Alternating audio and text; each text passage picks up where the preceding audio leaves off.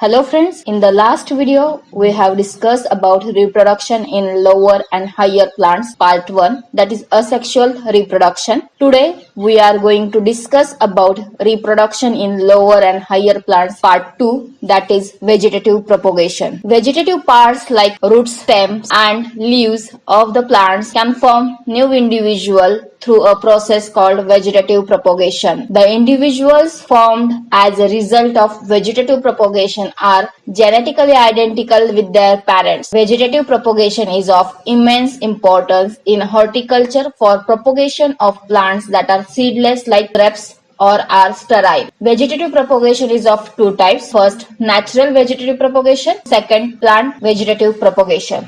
There are 5 ways of natural vegetative propagation. Natural layering, stolons, rhizome, suckers and offsets. First, natural layering. Roots form when plant part is lying horizontal for some time due to high concentration of oxygen which stimulates root formation.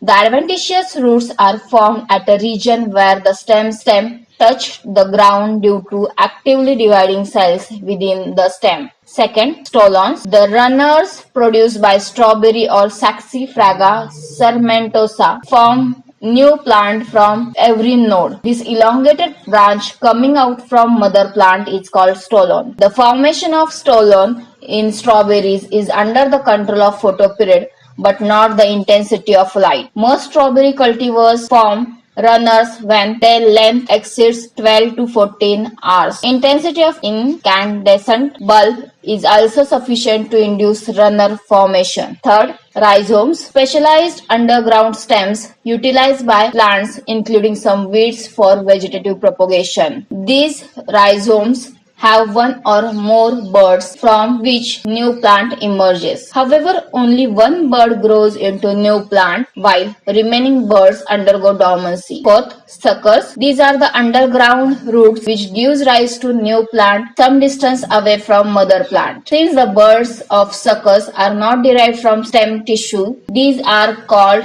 adventitious buds. For example, red raspberry and Caria japonica use their spreading roots, that is suckers, for multiplication. Fifth, offsets are the small bulbs or corms clustered at the base of mother plant. This mode of multiplication is used by many bulbs and corms like chrysanthemum, onion, daffodils, tulip, hyacinth, bryophyllum, etc. Second one, plant vegetative propagation.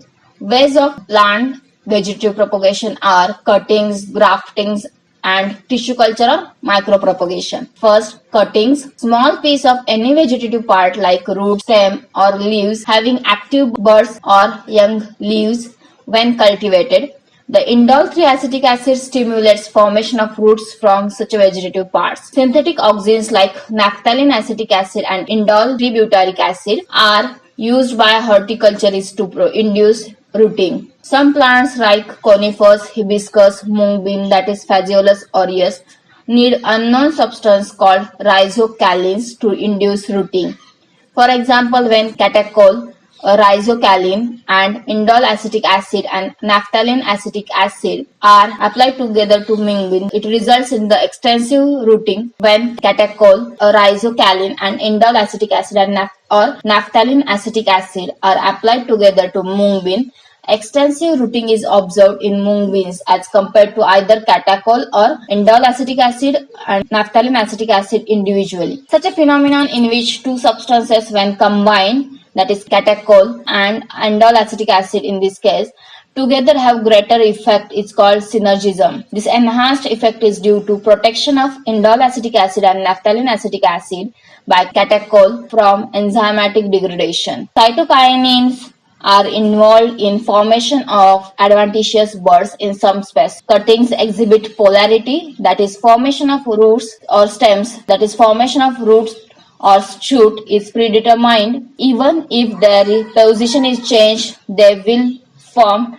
distinct part only. For example, the proximal portion of roots cutting of chicory form shoot even though it is placed upside down in rooting medium. Auxins are thought to be involved in the polarity of the cuttings since application of auxins at the top induces rooting at the lower end. The extent of root formation is dependent on nutrition of the parent plant. For example, a large stem is results in the rich in carbohydrate but deficient in nitrogen of tomato form many roots but gave poor shoot growth, while green stems rich in both carbohydrates as well as nitrogen have strong shoot and fewer roots. Iodine is used to select good cuttings. Ligols iodine, that is iodine plus potassium iodide, reacts with starch to give blue colored complex. Thus, cuttings that give darkest blue color when dipped in 0.2% iodine and potassium iodide solution is used for propagation. Juvenility factor, that is cuttings from seedlings root more readily as compared to older plants in some coniferous plants, even though they have enough carbohydrates and proteins. Non-flowering material roots are more easily as compared with flowering material. Time of the year, that is seasons, also affect rootings. Auxins, if applied at wrong concentration, also tend to inhibit rooting. Indole butyric acid is more stable than indole acetic acid. Vegetative storage organs like bulbs, corms, and tubers exhibit innate dormancy in which metabolic processes are either suspended or active at very low rate. The dormancy is under the control of photoperiodism, that is day length. Example, onion, Allium cepa, is dormant during long day length of summer to withstand water shortage. The dormancy is controlled by abscisic acid, which inhibits RNA and protein synthesis. Dormancy is removed by exposing the storage organ to low temperature like chilling at 2 degrees centigrade for 2 weeks. As a result of chilling, there is a decrease in level of abscisic acid and increase in the level of gibberellin. The chemicals like kinetin, ether vapor, ethylene chlorohydrin, that is 2-chloroethanol, 3% solution of thiourea, water, etc. are used to break dormancy. Second, grafting is a horticulture technique in which 2 or more plants are joined in such a way that they appear single. Upper plant is called scion, while the lower rooted plant is called rootstock. Grafting is usually done between reasonably closely related plant species. Grafting is usually done during winter or early spring when both rootstock and scion are dormant. There are different types of grafting like bud grafting, cleft grafting, side veneer grafting, whip and tongue graft, saddle grafting, whip or slice grafting. Third, tissue or organ culture. Individual cells or organs of many higher plants can be grown into new plant under aseptic conditions and with all organic compounds essential for growth. Thank you.